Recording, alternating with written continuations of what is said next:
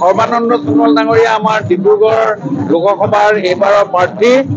এই old government high school ফিল্ডৰ পৰা 11 চনত তেখেতে এই ফিল্ডতে ভাৰতীয় জনতা পাৰ্টি যোগদান কৰিছিল।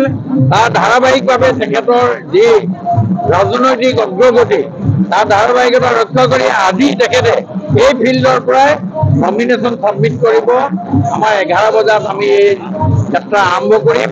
আহি তেখেতে প্ৰথমে নামঘৰত আজি সেৱা জনাব, এই ওচৰত প্ৰাংগণ নামঘৰ। তাৰ পাছত তেখেতে যাত্ৰা কৰিব আৰু আমি 12:30টাৰ আগতে আমি নমিনেশ্যন দিম। হাজাৰ হাজাৰ মানুহৰ অতি প্ৰতিকূল বতৰৰ পাছতো আজি হাজাৰ হাজাৰ মানুহ আহি ইয়াত গোট খাইছে। মই ভাবোঁ এই যুদ্ধই আগন্তুক দিনত ৰাজনৈতিক যুদ্ধই আগন্তুক দিনত সৰ্বানন্দ সোণোৱাল ডাঙৰীয়াক 5 লাখতকৈ অধিক ভোটত জয়যুক্ত কৰিব আৰু সকলো সুন্দৰভাৱে আমাৰ গোটেই কাম হৈ আছে। মই ভাবোঁ জয়লাভ কৰিব। এইখিনি কথাৰে পুনৰবাৰ মই সমগ্ৰ ডিব্ৰুগড়বাসী ৰাইজক মোৰ ফালৰ পৰা শুভেচ্ছা জনাইছোঁ। ভাৰত মাতা কি।